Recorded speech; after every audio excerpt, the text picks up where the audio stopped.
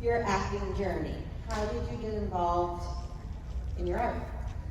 It's a great question. I'll give the Cliff Notes. I was in junior high, and I was very shy and introverted, and I took a drama class, and I fell in love with it because I did something and people laughed, and that was it. I was hooked. And I did it in high school, went to college for it, and then moved to Los Angeles. So it was many years of my childhood wanting to do this. And then the first year I was in Los Angeles, I'm waiting tables, doing the whole actory thing. I auditioned for Paranormal Activity and met Micah, and here we are many years later, hanging out. Yeah. So no one has ever asked me this question. Right. This is a world premiere of this information. My first acting gig was in kindergarten. We did The Grouchy Ladybug. And everybody else had 1 line. But I was in every scene because I was a Grouchy Ladybug. And we went around to all the old folks' homes, we did local tours. It was fantastic. From there, it was all downhill. But peaked in The Grouchy Ladybug. So I did that, and then I just kind of got away from acting for a little bit. I went to college for philosophy and physics. I was kind of doing that. I guess I did a bunch of acting. I don't know. I was in some musicals, I think. You're doing guitar stuff. Oh yeah, and I went to music school. That's not acting. That's not acting. It's arts. Well, there's a. It's a segue to acting, I'll accept it. Okay, great. The judges say it worked. And then so I get to LA, and I was in college for philosophy because I wanted to figure out the mind of God. I wanted to know the secrets of the universe, and I actually did complete that journey. However, it wasn't what I thought. I was like, oh, I realized that you can't know that.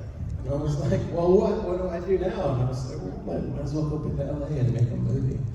And so I just drove across the United States, stopping at all the best barbecue restaurants. And I got to LA and auditioned for Paranormal Activity, one of the first things I auditioned for. And then all of a sudden, I went from auditioning in student films to lead role in a $200 million movie. It was kind of a wild ride. So yeah, here we are. Now we're here on the stage doing Days of the Dead Atlanta.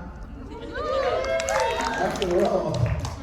You said you went to music school. I did, yes. I went to Musicians Institute in Hollywood, Guitar Institute of Technology, otherwise known as the School of Rock. So hopefully we'll have a little karaoke later somewhere, and then we can all rock out together. Was Jack Black your teacher? Maybe. He wasn't. I wish he was. Right. Okay. So tell me about your paranormal audition. Well, like Micah said, it was in a tiny theater in North Hollywood, and it was very unlike most of the auditions I had gone on. I don't know if you might say the same. Usually in an audition, you have your headshot, you have all the stuff, you go in and you sign in and you give your headshots, and the casting associate, you wait, and then you go in and you have sides and you perform with someone on tape. Well, in this case, I was sitting out there with my headshot and my resume, and I was watching these women go in, and then 15 seconds later come out with their headshot, just looking confused and kind of disgruntled, just one after the other. And I'm like, what is happening in there? I mean, why do they still have their headshots? And what am I walking into? And also, it was in a theater, which was unusual. It wasn't in a casting office. Anyway, I walked in, and there was Oren sitting there in a chair, and I said, hi, I'm Katie, and hi, I'm Oren. Tell me why your house is haunted. And I'm holding my headshot, and I was just oh. And I just tossed my headshot down and got comfy in the chair, and I was like, it's been really a lot to deal with lately. And then just made up a story, and was in there for however long. The auditions are on the internet, so you can see them, but it's amazing how sort of effortlessly that it looks, and how it kind of, it was just an exercise in trust, of just saying yes to the moment. And then we finished the audition, and I said to him, to Oren, the director of the movie, I said, when will I know? Like, what kind of gall did I have to ask this man when I would know if I got the role or not? But it was such an authentic place of just like, I was so young and such a novice, and I was just like, genuinely like, when will I know? As if he would call me to tell me if I didn't get it, which is not how it works. And he was like, oh, in a couple of weeks. And I went, okay, thanks. And left, and I remember I called my mom afterwards, and I was sitting in the car, and I was like, either something's gonna happen with that, or something big is about to happen because I feel different. Like there's, like something has shifted. And I think it's this, if it's not, it's something else, but something has shifted. And I remember that phone call. Yeah, and then met Mika in the call-ins. So, we have to start at the beginning. Kindergarten. Not that far back. The casting notice for this job was fucking ridiculous. It was like, just so you know, you're gonna be in a house, and you can't tell anyone where you are, and we're gonna do stuff to you that's scary, and we're gonna film it. Good luck. That's a very broad interpretation. That was what I. That's how you remember. That's That's how I how remember, you yeah. read it, that you processed it. That's This is what exactly you take from it. verbatim what was on there. I will push back a little and say it didn't say you can't tell anyone where you're going. Or we're gonna Definitely do stuff did. to you, because I wouldn't have gone. I will find this I thing. have it. Well, we can okay. end this up. We gotta put money on this.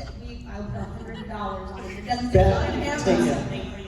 So it was unusual though, in that it was very like, you could tell the person who wrote it, Warren, was very like excited and very like focused on what he wanted. And it did say like no scripts, work long hours, work overnight around the clock. It sounded like vampire porn or something. It did not sound like that. It did sound unusual, but what I remember from it is that whoever was making it, so I got it on LA Casting, which is a place you go when you don't have an agent, and you can get student films, you can get some good stuff, and then there's some vampire porn on there that you don't have to right? And this one felt like legit. Like whoever wrote this breakdown, it did. Whoever wrote this is like serious about this, and I felt that. And it said like overnight, long hours, no script. So that all made me excited because I come from theater and I like collaborating.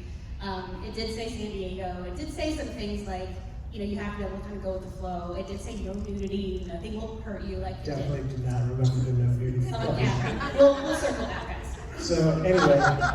Did you really want to do this vampire? Oh no, I went to the audition not at all. I was like, I read it, I'm like, fuck this. I'm definitely not doing this. And I'm getting out of the chair, and as I get up out of the chair I'm like this, and I see the address, and it's down the street from my house. And if you don't know LA, if you can walk somewhere, it's like, oh, I gotta go.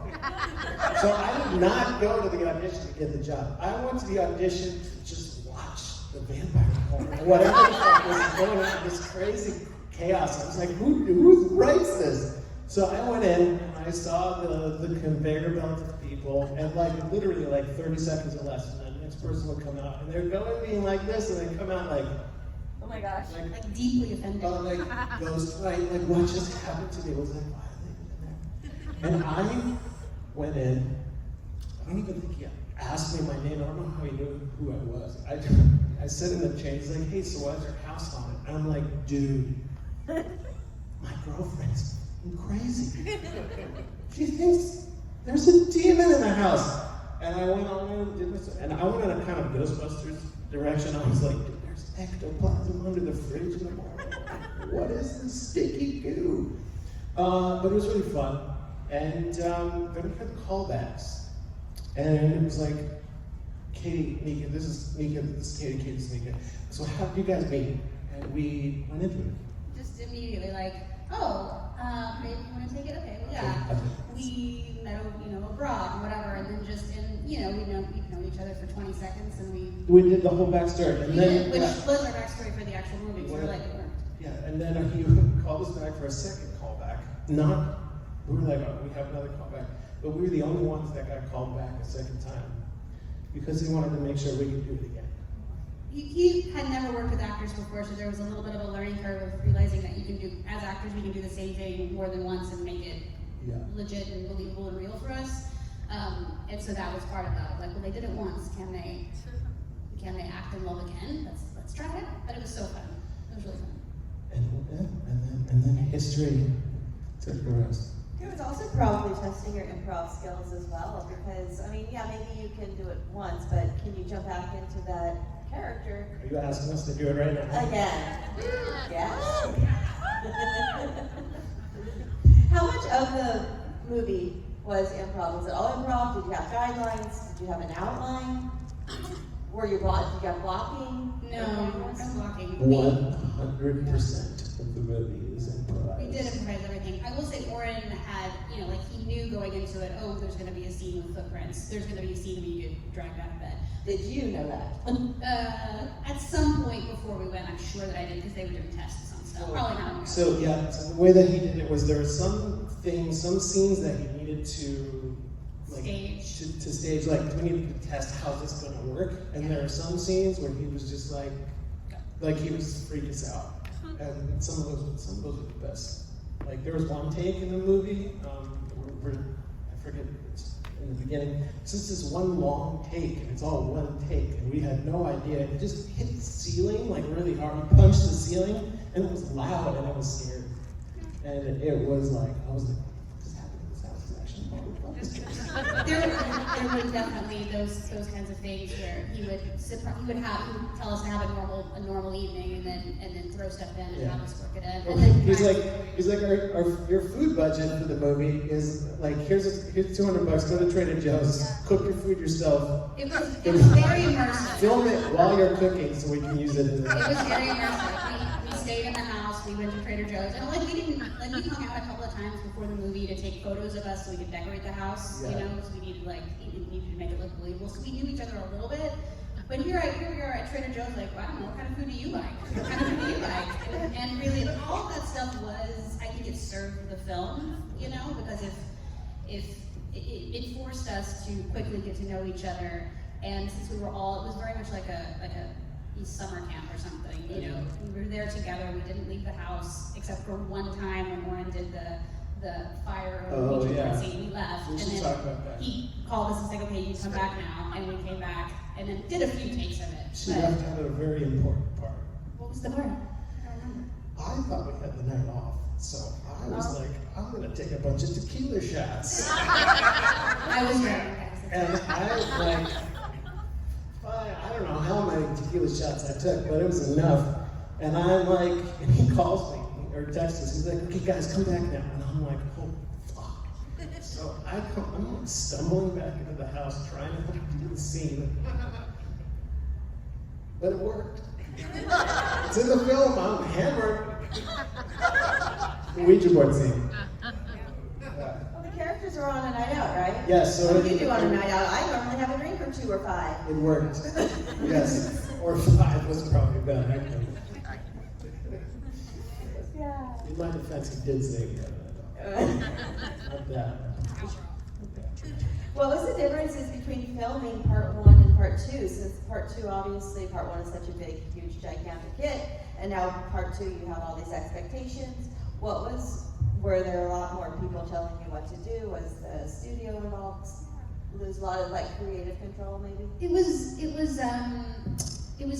were more cooks in the kitchen. The family got bigger, so we realized quickly, there's no way that number 2 can be the same experience as Paranormal Activity 1, because there's not just the 3 of us or the 4 of us in the room. And I think everyone worked really hard to try to take what worked from the first movie and make it work in a more studio-like setting. Even for a studio film, it was as the barest bones that you could get, because they wanted to hold on to that energy of the first film. You always like to tell the lunch story, the break story. Yeah, sorry, I ruined the punchline. Well, you can still do it. All right, it's not going to be. So, I hated doing it. No, we get on set. This is how we made Paranormal Activity 1. Okay, the more you work, the tired you are. You're getting exhausted, just like the characters in the film. Filming 18 hours a day, no sleep. If you do get sleep, Warren wakes you up after an hour and is like, okay, well, I've been filming you the whole time you're sleeping. I need you to turn over. Like, so that's how you made the first one. I'm going into the second one. Okay, great. This is what we're doing. And we're getting the takes in. We're finally hitting the groove. I'm like, okay, 6 hours later, it's going to be really good. So keep going. And then someone's just like, lunch! And everyone scatters like cockroaches. Right when you get into the flow, And and I was everybody like, has their sag. There's onion.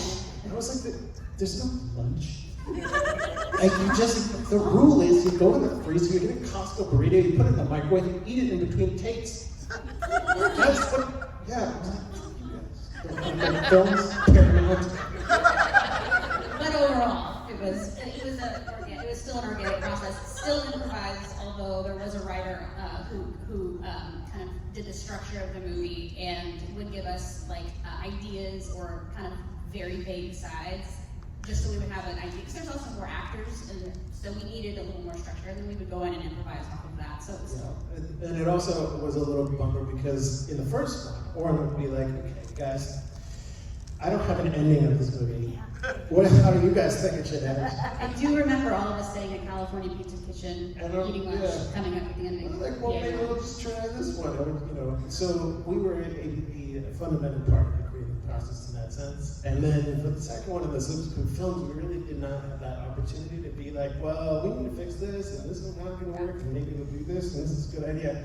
And I really am bummed that we didn't have that kind of involvement, but that's in you, like that's in both of us, that desire to like produce and direct and write and have your hands in everything, which is why the first movie in so many ways will always be such a gift for me, and I know Mika feels the same way. We were hired as actors, but Oren gave us the freedom to be directors, line producers, editors. Like he involved us in every aspect of it in a all way for that $500. all in a way that doesn't normally get to happen for an actor, especially so young. And so that would always be like something I'm just so deeply grateful for. Oren's the best, y'all. He's great. He's a genuinely great dude. Choice to be big. Are you guys horror fans before you got involved, or no? Yeah, I don't have the same level. Like I have my friend Clint Wells, who's a musician in Nashville, and he's like, he knows the horror genre better than anyone I've ever met in my entire life. And I don't have that level of like knowledge, but I always loved being scared growing up and watching scary movies. Candyman was my favorite. Candyman was my first crush. Wow. And then I married someone that looked just like him, and I realized that later. I was like, There's some Freudian things going on here. This is exciting. That was a very weird realization where I was like, you know, I was 10 when Candyman came out, and I was like, I thought he was so cute and important and charming and beautiful, and then I looked up at Henry and I'm like, oh. As a psychologist, my wheels are I know, turning. I'm in school right now to be a clinical psychologist, and I'm like, let's talk about that. Yeah, it was a very strange moment 2 years into the marriage. I was like, yeah, but we dated for 5. So 7 years later, I was like, oh, I'm dense. But she did put the pieces together eventually. Got a little late. It was a little slow. So, Orphan. So my appreciation for the horror genre got a little dent in it when I was in a teenager, in my early teens, or maybe I was 12, I don't remember. And I saw The Exorcist. Very common reaction to that, though. Yeah, that was a traumatic event. I don't think I slept for like 2 weeks, and it gave me this appreciation for the shadow, which is very interesting, actually. Because Katie and I are actually doing a brand new project. This is a world premiere teaser, not an official announcement. A teaser that is PR approved. We are doing it. I gotta get this right. Yeah, I'm not saying it. Do you have the script in front of you to get it right? Please. Sure. That's all list of things we can say. Okay. Don't mess Yeah. up. In the email, it's like they Wait, don't even tell them about the email because we might There's not no be able to email. say that. There's no email. What Okay. email doesn't exist? For anyone. We are okay if they. Oh wait, I shouldn't say that. I am so glad this is being recorded because I will run away. We are, okay, this is, we are working on a forthcoming audio series about real-world paranormal events. But keep everything. And that's all we can say, folks. Or do we have like an ETA, or are we still working on it? or- Everything's under wraps. Can't talk about Don't talk about They it. don't have to. We'll look forward to it in That's a not year or real. 2 or Didn't 10 happen. eventually. Yeah, You you know, we can say it- this, it's safe. We've had a lot of fun doing it. It's really, yeah. It's a little out of I am school, guessing but- that it would be. Careful. Okay, I can't say that. It's a little beyond what I'm used to exploring, and it's been fun to like hang out with Mika again and have a reason to like see him in the world and do something creative and have banter, and you know, it's been really fun. Yes, I would be shocked if there was a forthcoming announcement in the next couple months, at least. Do we have any audience questions? This is kind of more of a comment, but talking about how y'all met, and I never would have known. I thought y'all were a real life couple that decided to make a movie together. So kudos to you for fooling me. And what did you feel when you found out there were going to be more paranormal activities that y'all weren't going to be in or be a part of? How did that make y'all feel? I have a great answer. Okay, go for it. So the first movie, what's your name by the way? Oh, Natalie. Natalie, it's nice to meet you. Nice to meet you. The first movie almost was recast. Paramount bought it, and They wanted they wanted to put real movie stars. J-Lo and Brad Pitt. Yeah. And so even before the first one came out, there was a level of understanding that this wouldn't always be our baby. And Warren talked to us about that and made the decision to agree to that if there were certain things were put in place, one of which being the execs from Paramount had to watch a screening in a theater. And then what happened was Paramount execs did that, everyone got so freaked out and scared, Paramount was like, we can just leave it the way it is. So even back then, there was an understanding that like, the gift of this project for us, for me at least, was the doing of it, and everything that's come after has been like the most glorious icing on the best cake possible. The second movie was fun to be in, all of the sequels were fun to be in, but as soon as the first one was over, it was like, this is now someone else's thing, and I'm gonna be its biggest cheerleader, whether I'm in it or whether I'm at home watching it on TV and eating popcorn. So I never had really I would love to come back and have some questions answered about my character, but if that never happens, that's okay, you know, and I'll be excited for whatever direction I take. I have some thoughts about this. I'll start by saying we used to joke when we were doing the original film about all the sequels that would be made. It's just like manifesting that we didn't know we were doing. We're literally joking, and one of the biggest jokes was Paranormal Activity 6, 3D, because it was so far away from this, like, you know, and literally that was the actual joke on the set of the first film. And we did not see that coming. We had some magic happening there with that manifesting. We Going should've- on. Yeah. Yeah, so We're talking about like world peace and stuff, maybe.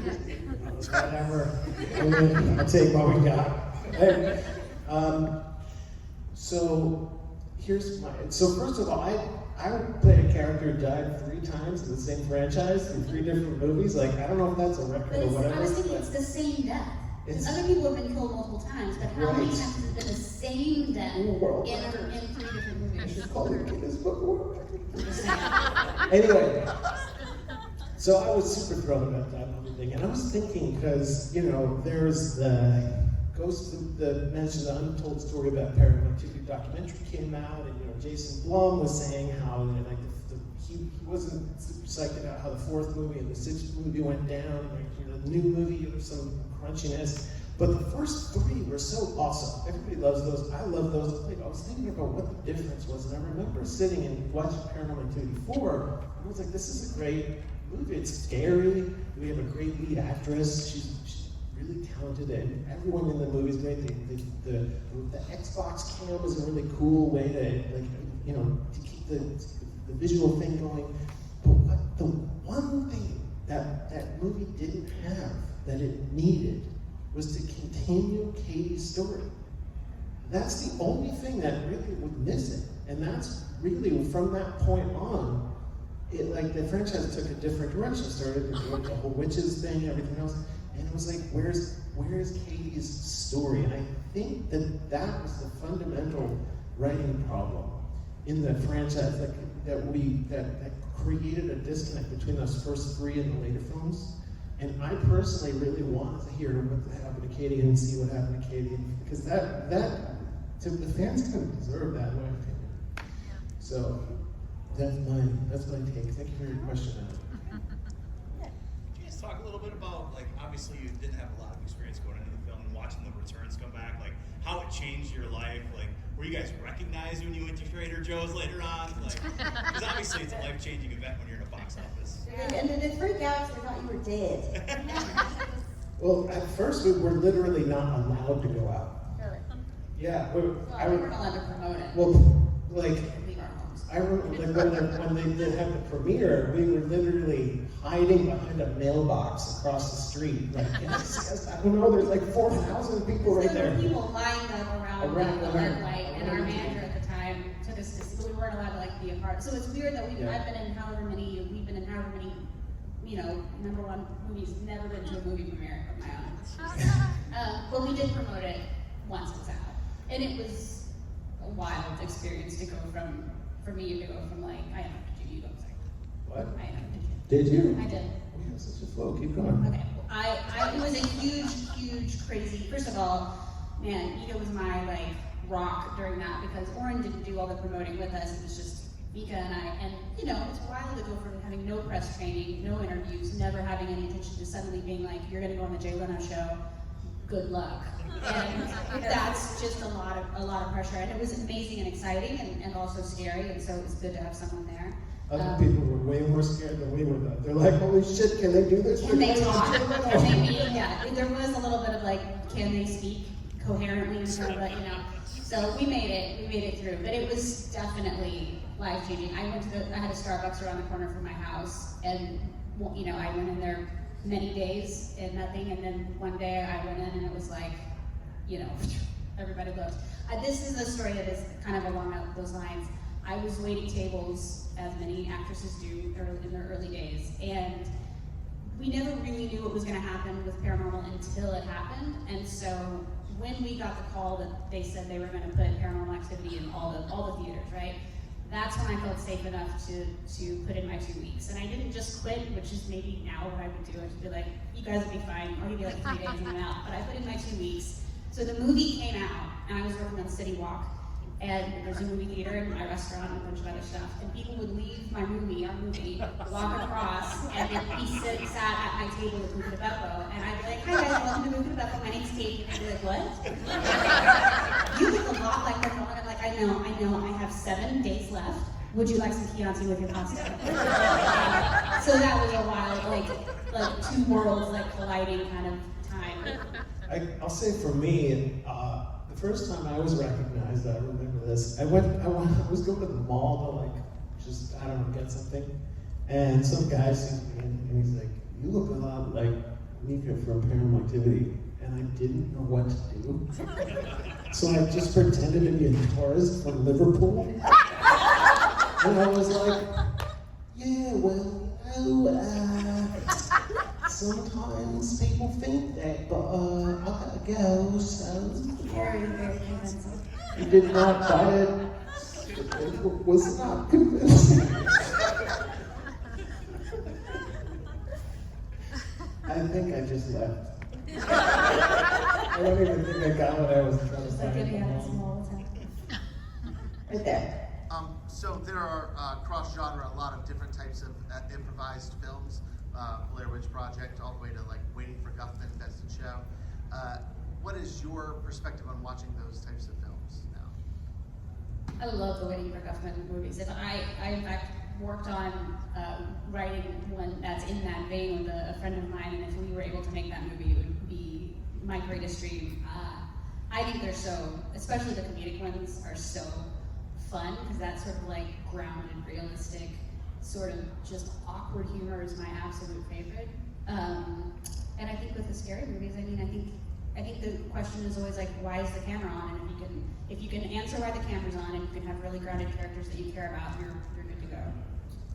So my take as an actor is that improvised stuff in general is just way more fun and way just better to do from an acting standpoint, because you're just free to do whatever the character feels like doing. And if you're on the set and your character impulses are like different from the blocking or the lines, you might feel a little bit.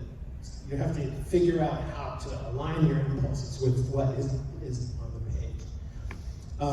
And I think that while it doesn't, regardless of how you do it, whether it's scripted or improvised, at the end of the day, is it fun to watch?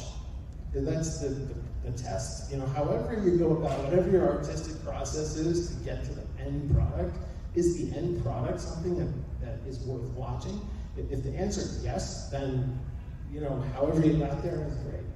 I will say that from an acting standpoint, one of the ways to make scripted stuff to work like that is to actually take an improvisational approach to the scripted material. A lot of actors like Robert Downey Jr. Or like Johnny Depp, they talk about a lot of times they throw away the script and just make up stuff, or they go off script. Or if you see comedies, a lot of times like Judd Apatow's stuff, some of the best jokes are just, they just kept the camera rolling and they were just improvising, So I think whether or not it's scripted or improvised, there needs to be life happening, and it needs to be like when the camera's rolling, whatever you're watching needs to feel, because it is this for the actor. It needs to be, this is the first time that's ever happened before. And if there's scripting involved, then what the actor's job is to find something that's in that particular take that has never happened before, and use that to breathe life into the line, so that every time you're saying that line, it's new. It's the one and only time that line has ever been spoken and ever will be spoken that way. And as a result, that's how every good actor makes a scene come alive. So, whether or not scripted or improvised, it needs to have that kind of life force. I hope that answers the question. I don't have a question, but I just wanted to tell you guys, Halloween night 2009, my wife and I went to see Paranormal Activity. It was our first Halloween together, and so I was squeezing her hand so hard, she was like, "You're hurting me."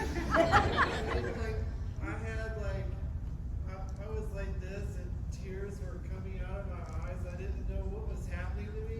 That's the only time I've ever been that scared in a movie. I'm glad you guys were together, and you didn't have to go through that alone, and I hope it was a fun experience, and we love hearing stories about people's experience watching the film. It's really gratifying, because we had so much fun making it, so I it's get nice that, man. I gotta tell you, the first time I saw Paranormal Activity in the theater, I was freaking out. And the guy next to me leans over and he's like, "You're in the movie, right?" And I'm like, "I know, it's fucking scary." And after seeing it however many number of times, it still freaks me out. And that's how I know it works. Is no matter how many times you see it, it scares, it's still pacing everything. Yes. How many people have thought that you're actually haunted by something demonic? A lot. I mean, here's the deal. This is some trauma here. No, okay. So when we started at the very beginning of the movie, Oren and I, was 23, never thought this movie. It wasn't that I didn't believe it could. I just didn't think it through. We were in the moment. We were making something. We weren't worrying about 10 years later. Trying to get to the point where it's on screen and good. Yeah, we were let's make a movie that we would want to go see. And so Oren, I'll never forget it, offhandedly was like, "Do you want to just use your real names? You don't want to take by, And I was like, "Yeah, okay." I mean, it would have been the same movie if I'd been called Michelle or Tabitha or whatever, right? Yes, but it would have been different if it was Tabitha, played by Katie Featherston. Yes, then people wouldn't have been confused about whether we were acting. Well, then your stage name, you would have to legally change your name to Tabitha. I would definitely have not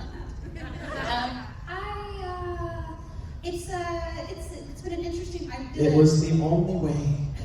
I made like a Funny or Die video a lot of years ago now, about me, Katie, going into an audition and the casting director being like, what an amazing documentary. Like, what a great job that you've done.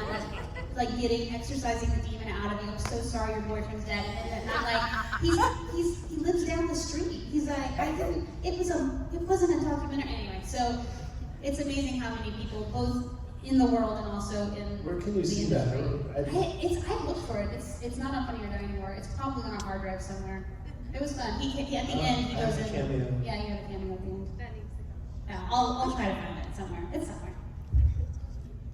First, I want to say my oldest son is almost 21, and seeing Paranormal Activity freaked him out. Like, I may have scarred him, but he's texting me right now. He's so afraid of me being in the room with you guys. And I said, Katie is wearing a hard sweater. It's going to be okay. Like, you know, I'm going to be fine. But when I think of Paranormal Activity, I always think of you guys. And there's so many movies, and unless you guys pop up in it, it just doesn't feel like a Paranormal Activity. Yeah. Do you think there will ever come a point where you won't pop up in the movies? And if they keep making them? I mean, the last one we didn't, right? The sixth one. I think that's the only one. Seventh one? Sixth and seventh one. Oh yeah, the seventh one. Yeah, so the past two. And Yeah. so yes, I would love it if someday they decided to circle back and do something. I'd just totally be like, welcome back. I am so down to come back as a zombie. I can't wait to do that. I will die in the same way in exactly the fourth movie too. Like, that is cool.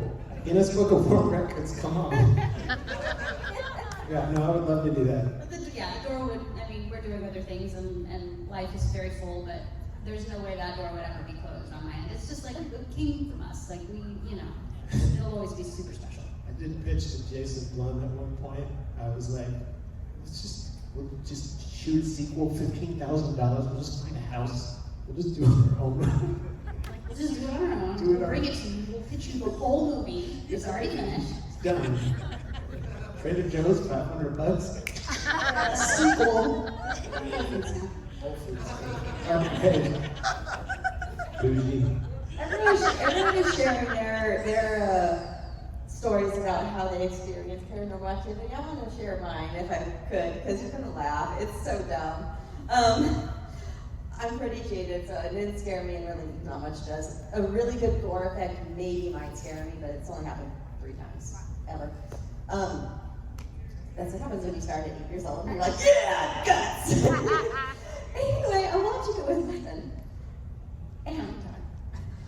and you see, watching this scene has been a long time of you guys in the bathroom, like getting ready for bed, and he turns to me and says, "Why do you do that? What are you talking about? Shower, brush my teeth, I do this, put deodorant on before you go to bed." And so the first thing I think of when I think paranormal activity is you getting ready for bed, putting deodorant on. Because he was like apparently traumatized that I do that too. I do that in real life. Yeah, well, I figured because this was improv, and I'm like, was this an acting choice? I don't think so, because I didn't think through my character's deodorant choices. I just went with it. that was the character, right? And so that was his contribution to this. He's like, why do you do that? And I'm like, what? I've never thought about doing that before. It sounds like a great idea. I hope that at least he was deeply scared by it, that somehow it was still a scary moment for him. But, He was disturbed that you were doing it, and I was doing it, and he was afraid I was going to be possessed. Well, maybe it was, That's the first time. Is this a possessed woman trait that maybe I was unconsciously like, is she gonna start asking me to do that? Why not? That's all I can really just ready for bed in the most glorious way possible. Yeah, and so that is the first thing I think of when I think of this movie is watching for the first time on video and having that happen. That is a first. This is a first. I have not ever heard that as the defining scene. First tonight. Clearly, it traumatized me and made me very self-conscious. I'm like, what? I will say though, thinking about, back to your statement, but like, the people who are freaked out. Because some people are like, you guys might have opened like a portal and there's a thing coming through, you know, maybe it's going to attack me now. And that was actually my idea for the sequel. They didn't pick it up, but I pitched it. Anyway, here's my quick pitch. Sequel, anyone who has seen the first movie is now a potential victim. And then we have, you know, and then like, anyway, I thought it was a good idea. But There was more to it, but- there was more, okay. We didn't open a portal. It was a movie, we did it for fun. There was good energy. We did create a spirit of a demon, but it was just a helpless act. She doesn't like this, but it's true. And then we closed the door on that, and then everything is okay. So, but here's the caveat. When people watch the movie, you can potentially start creating your own portals to the shadow world and like connecting to spirits and things. So that, if you're doing that, that's on you. Just be careful and realize that you can shut those portals at any time. And so your son doesn't have to worry. He just needs to learn how to shut all the portals to the shadow realm. He'll be fine. I hope that was informative. So what was the pivotal moment, the paradigm shift where you guys really realized that Paranormal Activity was going to be a big hit? I would say there were like several moments, like some key points. The first was the screening, the test screening at Paramount that Katie was talking about earlier. And people were in that movie theater and they were walking out. And the Paramount executives were like, oh shit, this movie's not working. And then they were like, hey guys, why are you walking out? And they were like, because it's too scary. We're freaking out. We can't stay in that room. And they were like, okay, maybe there's something here. So that was the first one. Then the second one, there was like these midnight screenings at colleges and stuff. And like people were like, it was packed and like created this groundswell. That was like the second one. And there was the Demanded thing. Demanded was crazy. Because it went from college towns, and it got bigger and bigger. Yeah. It was supposed to be like LA, New York, then it went to college towns or something. And then, you know, there were a couple of big moments for me. One was when Warren called and said, Steven Spielberg saw the movie, he has some thoughts. And I just like, I was at my mailbox, like I had my little waitressing uniform on, and I was getting my mail, and I was just like, sorry, what? Just like slid down, and I was like, break it down for me. What has happened? And I had to we had to get in the car the next day, meet up, and drive down to San Diego and do reshoots for the ending because Steven Spielberg had some thoughts. It's like, okay. Sure, Steven. That was a very but even then, like, it was a long time before it came out. And there were moments where it was like, oh, this is gathering momentum, or oh, this is the next level up. But I think for me, it was when they said it's gonna go nationwide. And I was like, oh, I can actually like tangibly quit my job. This means we're gonna be promoting it. This means like, that was like, oh, life has just changed. There's no putting the toothpaste back in the bottle now. And it was, Bottle? you know, I like to wear my deodorant at night, and I like to have my toothpaste in the bottle. I shop at Whole Foods. I don't understand why I'm getting street Learning so much about it. I just Do you have learned any questions about her deodorant I habits? have to say this, in the car the other day, driving to the airport, I learned what his middle name was. How many years have we known each other? And I didn't know his middle name. You know. I know what it is. You want me to say my middle name is Einstein? If you want me to know, okay? I just think that's amazing. I think it's an amazing middle name and incredible that I never knew. I can't believe I didn't know you more. Anyway, back to the question. The Demanded campaign was crazy because that was when you could vote to have it in your town. It was like a million people. A million people is a lot of people. A million people were demanding this movie. Steven Spielberg. There's a part of the story that has not yet been revealed to you, at least today. Steven Spielberg watched the movie at night, and while he was watching the film, the lock to the room, he was the only person in the room, locked, and he couldn't open it. He had to call a locksmith to get himself out of the room. So he stopped watching the movie. He watched the rest of it the next day in the daylight. And then he took the DVD back to DreamWorks in a garbage bag because he didn't want to touch it, and he didn't want this thing in his house. This is the guy that made Poltergeist. So yeah, and then and then the opening, and it opened small, and then all of a sudden it became like #1 in the country, and that never ceases to amaze me. Cool. That's grace right there. All right. One more rapid question, and I'll let you go. Well, you have a podcast, correct? I do. Tell us about that. It's It's called sort of a statement. A to Z with Clint and Katie, and Clint's the Nashville musician I mentioned. And basically we're pals, and we have no excuse to hang out with each other because we live in different cities. So we're like, hey, let's hang out on this podcast. It's never been done before. No two friends have ever started a podcast just so they can hang out with each other. So basically we go through the alphabet and we take things that we either care about or want to learn more about, and one of us leads it and we kind of teach the other. Occasionally we have guests. It's really fun. You can, check us out on Patreon. Follow us at Katie and Clint on Instagram. I'm an actress, he's a musician. We're pals, we're both cool. And where can you listen? Is it like on Apple, Spotify? It's all of the podcast places, yeah. Great. Yeah. Do you guys have anything else coming up besides what you mentioned earlier that you want to share? Well, the Other secret passion projects or podcasts or? For me, I am in grad school, so that is taking up my life and planning a wedding, so it's been a fun year. It's a lot of school for me, which is less exciting for y'all, I know, but I'm excited about it. I am also, so for a number of years, I have been, I've had sort of an invite-only spiritual consulting practice, you might say, helping people with their own relationship to the spirit world, whatever that means. Sometimes dealing in trauma, sometimes dealing, whatever it is.